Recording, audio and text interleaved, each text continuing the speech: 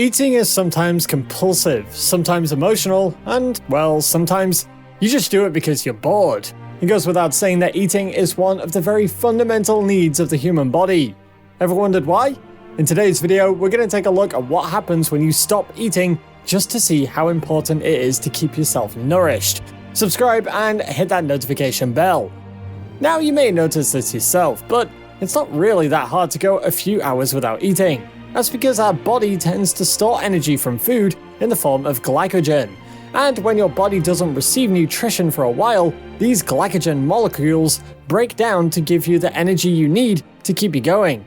When this glycogen breaks down, it forms glucose, which is what your body needs the most to keep it functioning. But the sad part is that this stored glucose starts depleting real fast. Why? Well, because more than 25% of it is sent directly to the brain that's responsible for the rest of your body. So for about 6 to 7 hours, you'll feel completely fine. But after that, the struggle begins.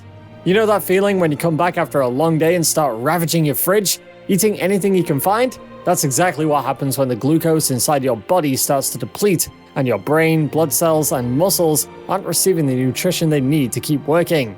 So after about that 6th hour, not only do you start to feel hungry, but your temper also starts to wear out. You'll notice yourself lashing out and getting upset over the smallest of things, and that's because your brain doesn't have the energy it needs to keep making the right decisions. That's right, even our emotions depend heavily on the food we eat throughout the day. At this point, your body goes into fight or flight mode. When the body sees that it's not receiving any nutrition, the body enters a state of ketosis, where it starts breaking down reserve fats to release energy instead of glucose. And while that usually keeps sustaining your body and other parts of it, your brain begins to suffer because it can't use this particular form of energy. Why? Because your brain just can't break down these long-chain fatty acids that are produced from your body's excess fat. But when that's the only option available, your brain automatically switches modes to use these ketone molecules for energy.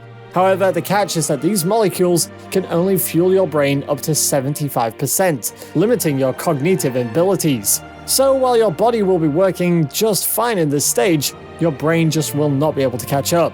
At the same time, the brain can't keep functioning in the ketosis mode for a long time because ultimately it needs the glucose to keep you alive.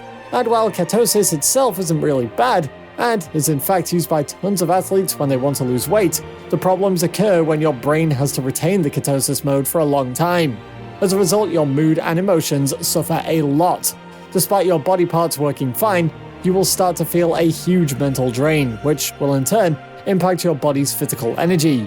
You'll find yourself unable to do small tasks that otherwise would have taken seconds to do.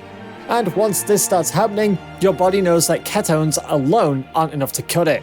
So it starts to break down its own proteins to produce the right amount of glucose that it can as a kind of self-defense mechanism. But what this means is that your body is essentially attacking itself. At this stage, you start to eat away at your own muscles and tissues just to try and stay alive. But of course, it obviously isn't going to work out. When you start feeding your own protein, your muscles will become weaker, and the effects will be extremely apparent in terms of weight loss, a shutdown of the menstrual cycle, and an overall weakening of the entire body. Now, this is where there's no going back. If your body continues to starve and doesn't receive any food, it's going to grow weak enough to the point where your immune system will be rendered useless. And as a direct result of that, you're going to be susceptible to all kinds of diseases and infections, with nothing to stop them from invading your entire body. At this point, you can either die from one of these infections, a lack of essential vitamins and minerals, and in the worst case, your heart will slowly give in, just because of all the tissue and muscle damage that your body will be enduring. So how long does this entire process last? Well, people can stay alive without eating for about 20 to 60 days. But at the 40-day mark, your body will start giving up, and well, it's pretty obvious where things go from there.